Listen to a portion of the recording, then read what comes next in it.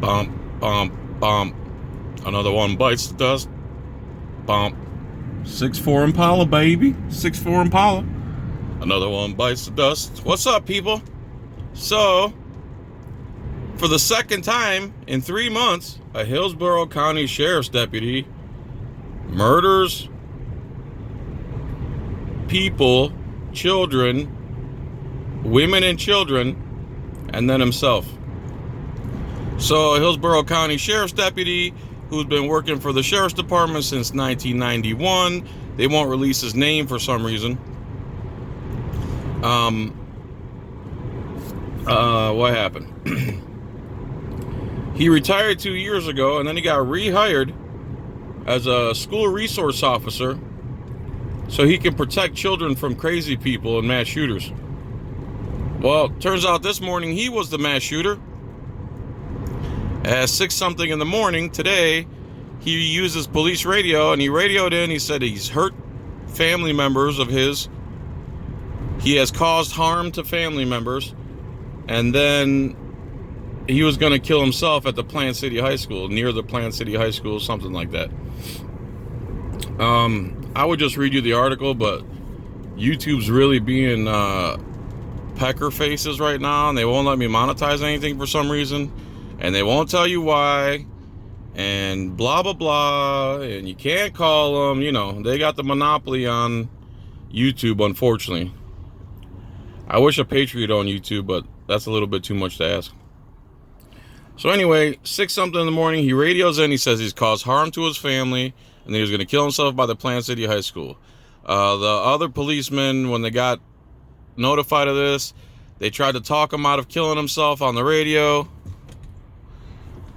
And they tried to talk him out of killing himself over the radio, and they made it all the way to where he was by the high school. And they couldn't talk him out of killing himself, and he killed himself too. Well, come to find out, he went to the first address and killed a woman and a small female child. Again, they wouldn't say what relation he had to them. And then he went to another address and killed another woman before getting on the radio, going to Plant City, and killing himself.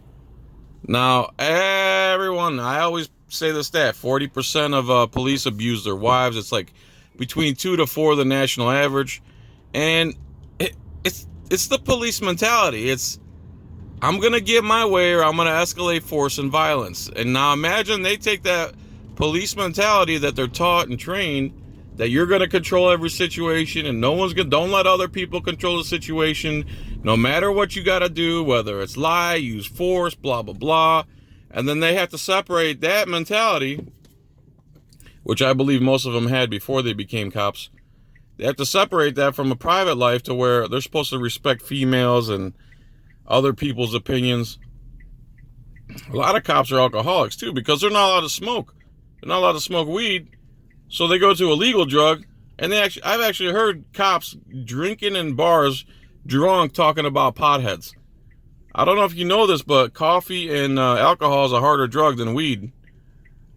Maybe you guys should smoke a little weed when you get home. Calm the hell down after enforcing victimless crimes all day. But anyway, this is the second Hillsborough County Sheriff's deputy who's committed murder-suicide in less than 3 months. You know, Chad Chronister, you know, and people on the radio, they're all apologizing for this cop. Even when a cop commits murder-suicide against innocent people, the guy who's at the school, put at the school to protect against mass shooters, is a mass shooter himself.